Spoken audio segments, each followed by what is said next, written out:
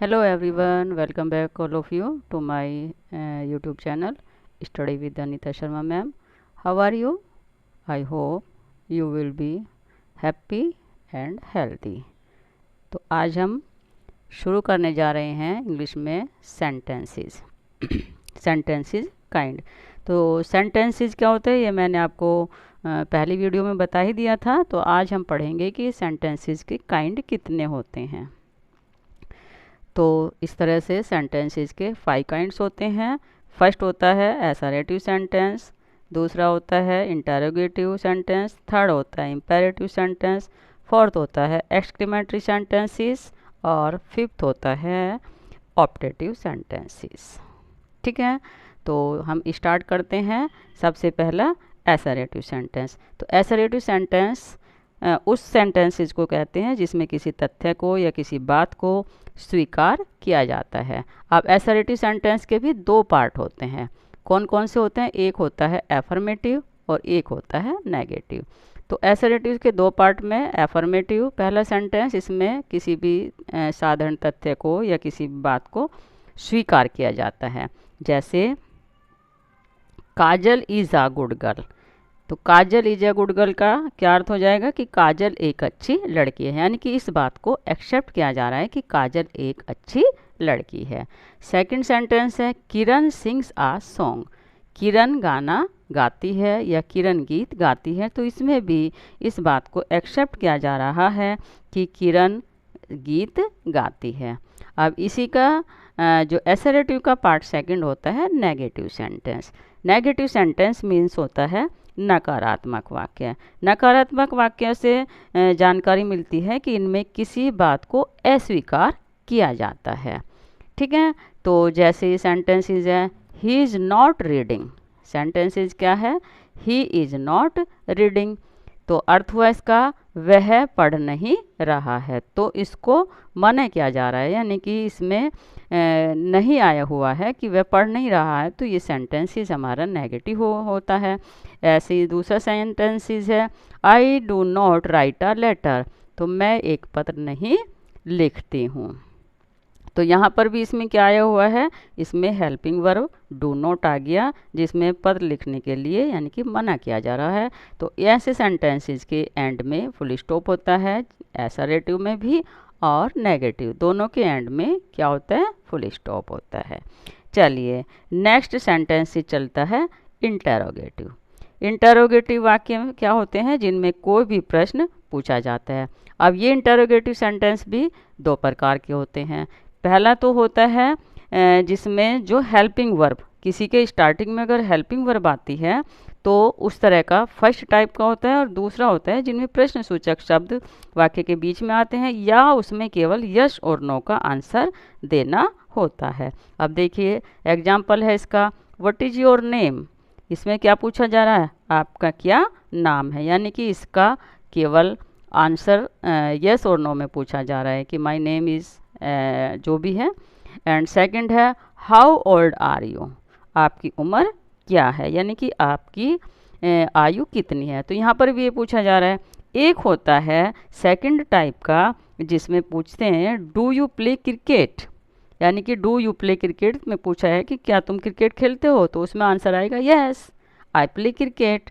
तो इस तरह से इंटरोगेटिव के 2 टाइप हो जाएंगे। एक में प्रश्न यस नो का रहेगा और एक जो है हेल्पिंग वर्ब से स्टार्ट होगा। तो ये क्वेश्चन वर्ड से स्टार्ट है और डू यू प्ले क्रिकेट ये किससे? हेल्पिंग वर्ड से स्टार्ट है। तो इसका आंसर ओनली यस या नो आ जाएगा। अब चलिए देखिए नेक्स्ट सेंटेंस ही जाता है हमारा इम्पेरेटिव सेंटेंस। इम्पेरेटिव सेंटेंस भी में क्या होता है कि इसमें आज्ञा किसी से ली जाती है, किसी से प्रार्थना की जाती है और किसी काम के लिए मना भी किया जा सकता है। तो ये भी हमारे 2 टाइप के होते हैं, एक एफर्मेटिव होता है और दूसरा होता है नेगेटिव। जैसे अभी देखिए इसमें गो देयर राहुल। तो राहुल को क्या दिया जा रहा है? राहुल को ऑर्डर किया जा रहा है कि राहुल वहाँ जाओ। एंड सेकंड सेंटेंसेस में प्लीज़ हेल्प मी, इसमें क्या हुआ है? इसमें रिक्वेस्ट की जा रही है कि कृपया मेरी हेल्प कीजिए। तो ये दोनों क्या है? इनमें आज्ञा दी जा रही है या प्रार्थना की जा रही है और इसी में हम किसी बात को मना भी कर सकते हैं। जैसे हम सेंटेंसेस ले सकते हैं, डोंट प्ले इन द सन, तो हमने क्या कर दिया, डोंट प्ले इन द सन यानी कि धूप में मत खेलो, तो किसी को मना किया हुआ है। तो इस तरह से दो होंगे, आज्ञा या प्रार्थना की जाएगी या किसी को किसी काम के लिए मना भी किया जाता है। 2 टाइप्स से उसमें होते हैं। नेक्स्ट आता है हमारा एक्सक्लेमेटरी सेंटेंसेस। एक्सक्लेमेटरी सेंटेंसेस का अर्थ क्या होता है कि इनमें हृदय की तीव्र भावनाएं, दुख है, सुख है, वो सब प्रकट की जाती है। एकदम से अगर हमें किसी बात की खुशी होगी तो हम खुशी प्रकट करेंगे, दुख होगा तो हम हमारी मतलब दुख प्रकट करेंगे। तो इस तरह की हमारी हृदय की तीव्र भावनाएं इसमें प्रकट होती हैं। अब इसमें देखिए जैसे सेंटेंसेस है, hurray we won the match, यानी कि हुर्रा जब हम खुशी का वर्ड यूज करते हैं, खुशी से चिल्लाते हैं, तो एकदम से हम क्या बोलते हैं, हुर्रा, तो खुशी का वर्ड है। इनके बाद एक्सक्लेमेटरी मार्क आता है। ऐसे ही अलाश, ये भी दुख का वर्ड है, तो इसके बाद भी एक्सक्लेमेटरी मार्क आता है।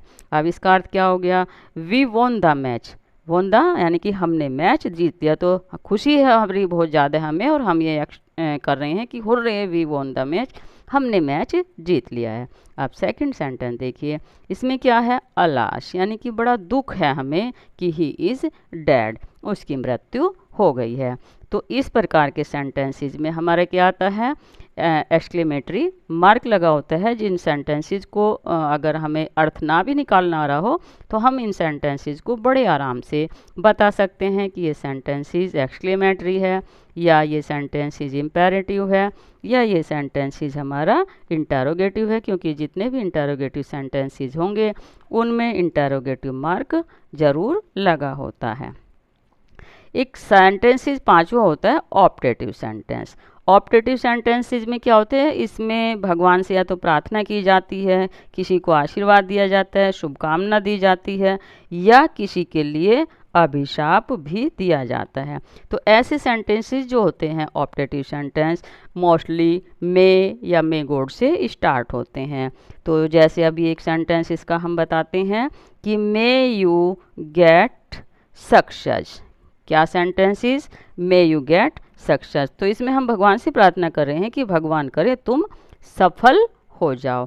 तो इस प्रकार से हमारे सेंटेंसेस के 5 काइंड होते हैं, जो आपको अच्छी तरह से समझ आया होगा। और आपसे मेरी यही रिक्वेस्ट है कि आपको अगर मेरी वीडियो अच्छी लगी हो, आपको समझ आया हो, तो प्लीज़ कमेंट करके ज़रूर बताइएगा। वीडियो को लाइक और शेयर कीजिएगा, और यदि आप चैनल पर नए आए हैं तो प्लीज़ चैनल को सब्सक्राइब ज़रूर करें। और कल हम इनसे रिलेटेड सेंटेंसेस देंगे, जिसमें आपसे पूछेंगे कि आपको कितना समझ में आया, और उन सेंटेंसेस को आप छांट सके कि कौन सा सेंटेंस किस प्रकार का है। Okay, thank you, bye bye.